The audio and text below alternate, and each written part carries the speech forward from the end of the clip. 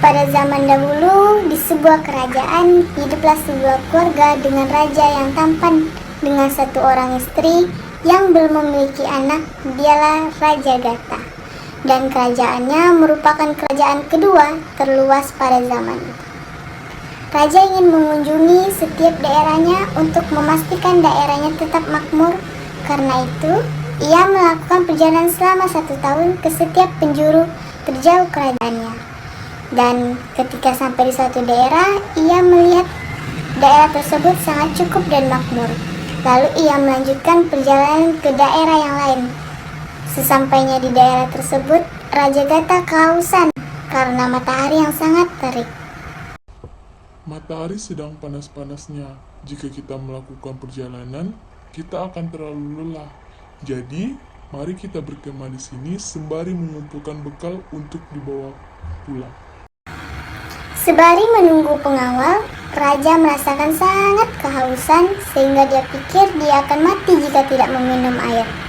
Jadi, dia pun menaiki kudanya untuk mencari sungai atau sumur atau danau. Dia mencari cukup lama dan dia melihat sebuah sumur.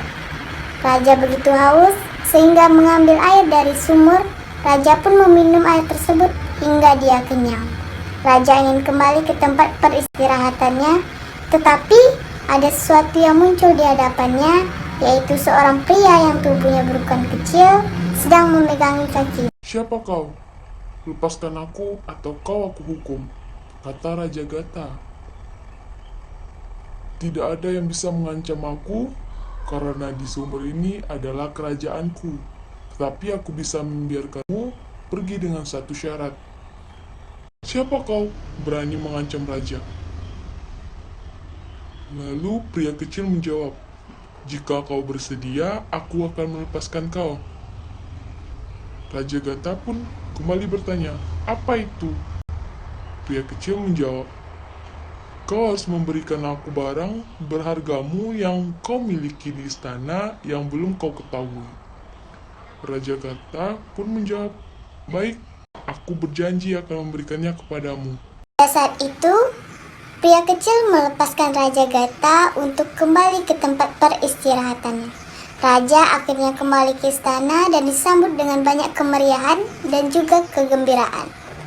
Ratu Anastasia telah menunggu di depan gerbang istana. Rajaku, lihatlah yang diberikan Tuhan kepada kita saat engkau pergi. Anak kita yang kembar, Pangeran Adelio dan Adelia. Sembari melihat anaknya, Raja mengingat kembali perkataan pria kecil tersebut.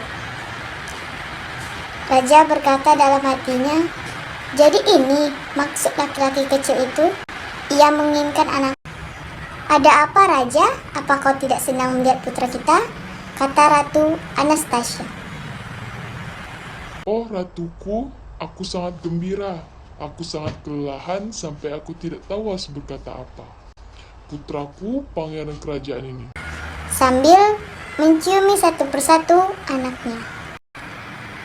Raja tidak bisa tidur malam karena takut pria kecil itu mengambil putranya yang tersayang. Ia memastikan kedua putranya dijaga dengan baik setiap saat. Waktu pun berlalu dan sang pangeran kembar tumbuh menjadi pemuda yang berani, bijaksana dan juga penakut. Salah satu pangeran yaitu Pangeran Adelio yang tertarik dengan seni dan pangeran kedua tertarik dengan persenjataan. Dan raja melupakan semua ketakutan pada laki-laki kecil itu. Tetapi suatu hari kedua pangeran itu sedang melihat kondisi wilayah kerajaannya. Tanpa pengawal ia merasakan kehausan dan mencari air untuk diminum. Dan ketika mencari air, laki-laki kecil tiba-tiba muncul. Pangeran Adelio dan Adelia, putra Raja Gata yang tampan, kata pria kecil. Apakah aku mengenalmu, Tuan? Tanya Pangeran Adelio. Pria kecil menjawab, kalian memang tidak mengenalku, tetapi ayah kalian.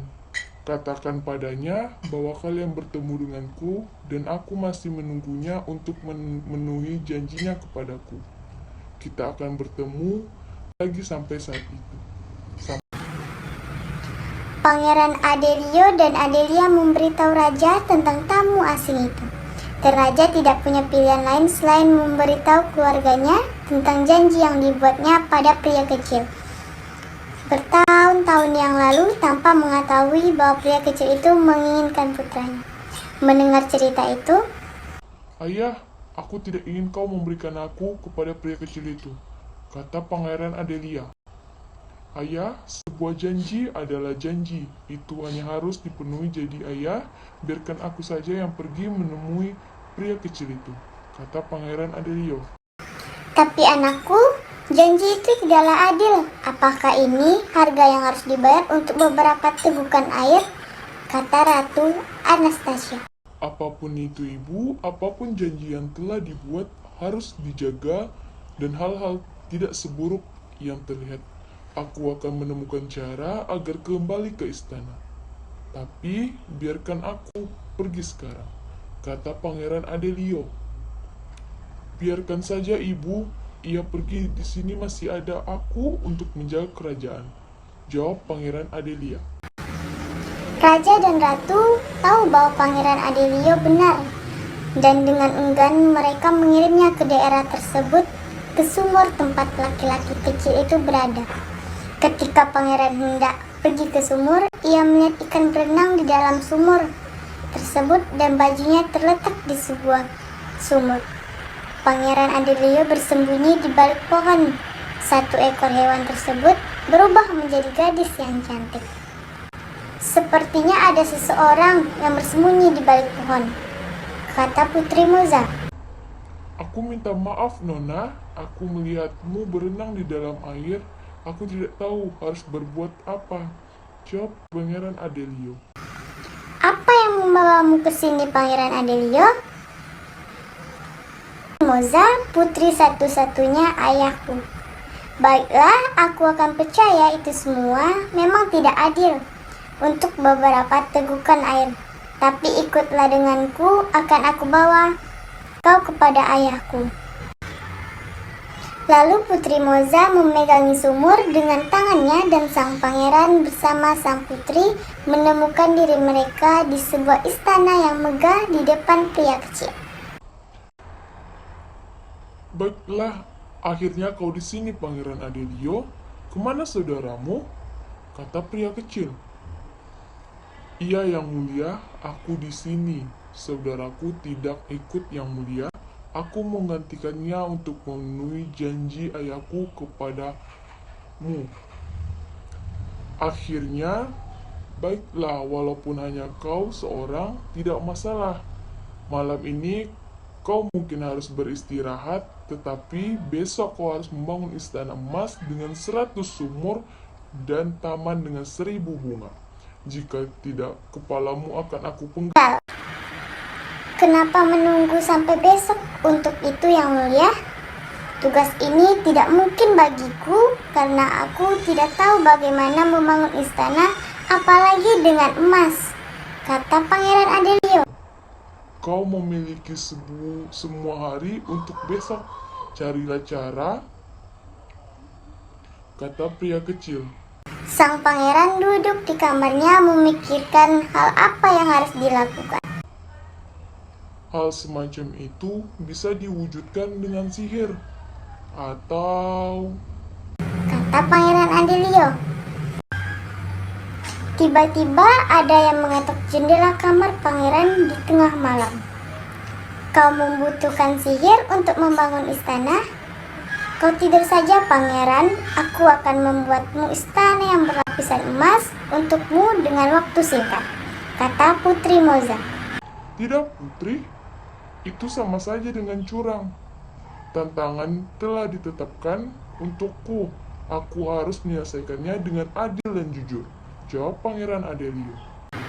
Iya, ayahku telah meminta ayahmu untuk memberikanmu dengan beberapa tegukan air, dan itu tidak adil, jawab Pangeran Putri Moza. Tapi selama ini ayahmu tidak membahayakanku dan saudaraku. Dan apakah ayahmu adil atau tidak, Aku tidak akan menipunya. Jika kau benar-benar ingin membantuku, tolong bantu aku. Apapun yang kau minta. Lalu sang pangeran meminta Putri Moza untuk membawakannya sesuatu. Dan keesokan paginya, Pangeran Adelio pergi dengan percaya diri ke hadapan pria kecil. Pria kecil, jadi apakah kau telah menyiapkan istana? Oh iya, yang mulia, ini dia. Sambil melihatkan gambar istana dengan lapisan emas beserta 100 kamar, beserta taman dan 1000 bunga di depannya. Apa? Jawab pria kecil. Kau meminta aku membuatkan kau istana dari emas dengan taman beserta 1000 bunga di depannya. Iya, kau dapat menghitung jumlah kamar dan bunga di sini. Kau tidak akan pernah menentukan bahwa kau ingin aku membangunnya di darat, maka aku buatlah gambar di istana di kanvas aku ini. Sambil tertawa, pria kecil berkata, Itu sangat pintar, Pangeran Adelio. Aku harus mengakui kau benar. Ya, biarkan aku memberikan satu hal lagi dan aku akan membiarkanmu kembali ke ayahmu. Aku akan melakukan yang terbaik, yang mulia, jawab Pangeran Adelio. Ya, ini adalah sepotong emas. Ini ada di tanganku. Jika kau dapat mengambilnya dariku di pagi hari, kau bebas untuk pergi. Jika tidak, kepalamu akan aku gantung. Sambil tertawa, malam itu Pangeran Adelio sekali lagi memikirkan bagaimana cara mengambil emas dari pria kecil itu sendiri. Sekali lagi ada ketukan di jendelanya. Malam ini kau pasti membutuhkan sihirku untuk memenuhi tugasmu. Iya kan? Jadi berikan aku izin untuk mengambil emas itu dari tangan ayahku dan akan aku berikan kepadamu, kata pria Putri Moza. tidak putri, itu sama saja dengan curang. Terima kasih untuk bantuannya. Putri Moza menjawab, iya, tapi apa yang ayahku minta darimu itu sungguh tidak adil. Biarkan seperti itu, tapi aku tidak akan curang. Namun, kau bisa membantuku jika kau mau. Maukah kau membawakan sesuatu?